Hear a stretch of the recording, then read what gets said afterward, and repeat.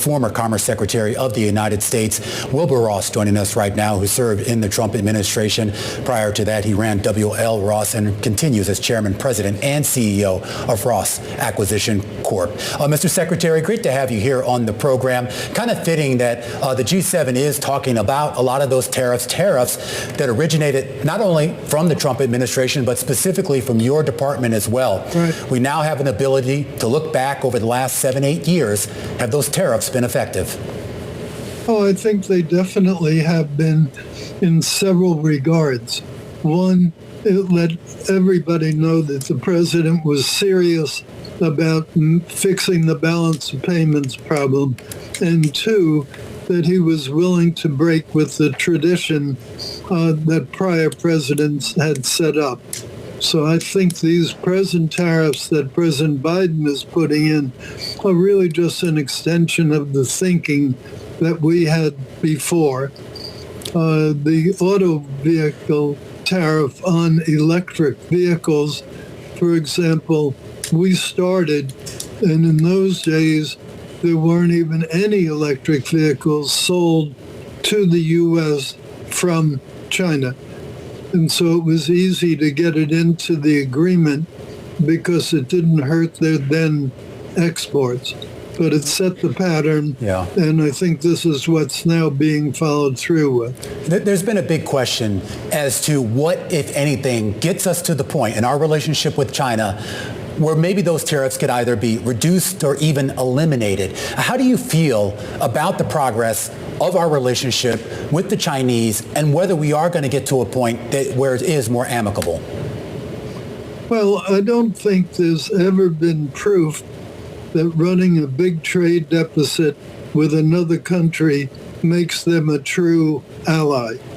I think that's one of the many fictions that the so-called free trade people had prompted over the years. I think that it's essential that Biden took the steps that he has taken.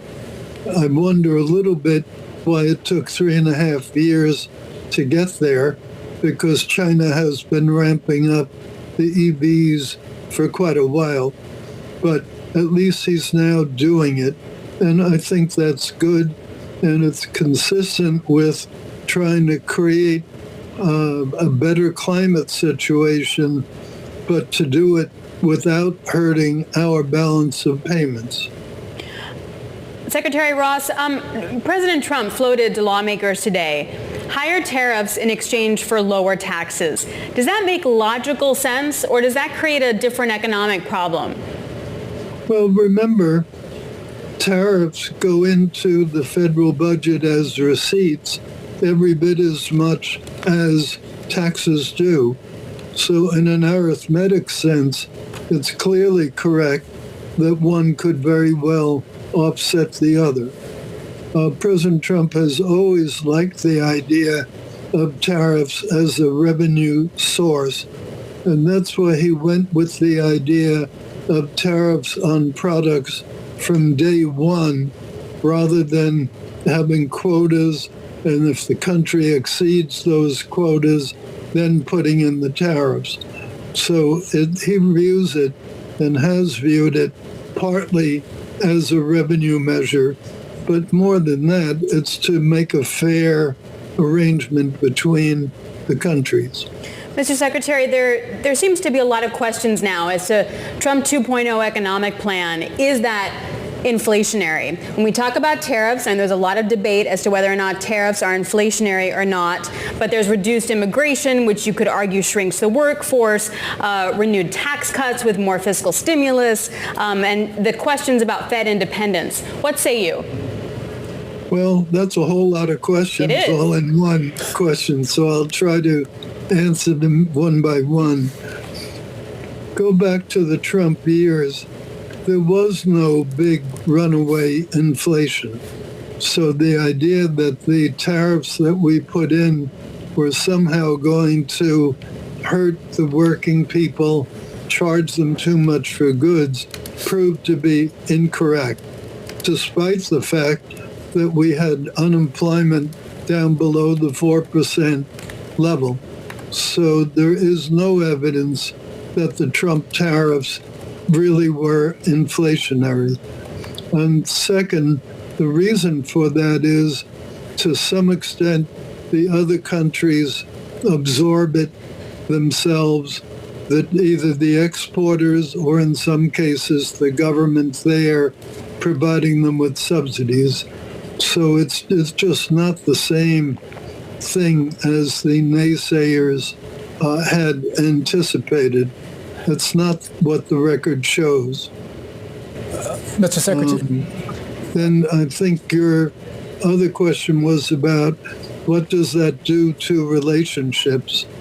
It seems to me that we've done at least as much damage in relationship by constantly provoking China with Taiwan and with some of the other actions that the government has taken. This administration's policy toward China and frankly toward a lot of other countries has been a little bit schizophrenic in that on the one hand he sends Janet Yellen, he sends Anthony Blinken, sends all kinds of people over there to negotiate, and then he keeps attacking them verbally. I think a better solution would be Teddy Roosevelt's solution: speak softly and carry a big stick, rather than speak loudly and carry a little stick. Okay. Are you still, I'm curious, Mr. Secretary, are you still advising Donald Trump in his campaign and his potential candidacy here for president? Well, I certainly have been supporting him both in terms of my endorsement quite a few months ago, and in terms of monetary contribution. So yes, I'm very much in favor of his re-election. There's a meeting that was taking place earlier today in Washington. The Business Roundtable hosted it. I know these meetings are pretty standard during campaigns. They meet with both of the major party candidates. Today was Trump's turn here. What is the message that you would want the business community to hear out of this Trump campaign as they decide what the outcome might actually be? Okay. Well, first of all, quite a few senior business people are in fact supporting Trump. A number of them formerly had been much more in the free trade camp than they are now, because they've seen the actual results of the Trump policies, and they've seen the Chinese government and others taking more control of the private sector, and that is worrisome to them. You probably saw that some of them are moving big facilities to India, and others are moving them to Vietnam, and quite a few are moving them to Mexico. So they're still looking for low-cost production, but they're being weaned a little bit of the idea that you can have a really complicated and really elongated supply chain. Secretary, one last question. Bill Gross, legendary bond king, wrote in an op-ed in the FT, and he said that Trump is the more bearish of the candidates for treasuries, is what he meant, simply because his programs advocate continued tax cuts and more expensive things. Both candidates, the idea, are going to be negative for the fiscal deficit. Budget deficit will continue to rise, but Trump will be worse. What do you say to that? Well, that's Mr. Gross's opinion, but the truth is that deficits are running very, very high under President Biden. The difference is that these measures, these expenditures to the public, are putting money into the pockets, for the most part, of people not working, as opposed to creating jobs for them to fill. And I think that's part of the reason why inflation has been as sticky as it is. And as you know, the Federal Reserve just decided not to make a cut because of worries about continued inflation.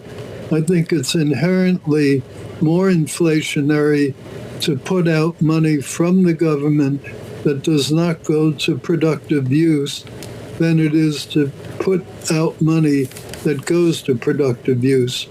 So I would argue that the inflationary pressures are much more likely to be severe under President Biden than they would be under President Trump. All right, Mr. Secretary, I have to leave it there. Appreciate you taking time for us. Wilbur Ross there, the former U.S. Secretary of Commerce.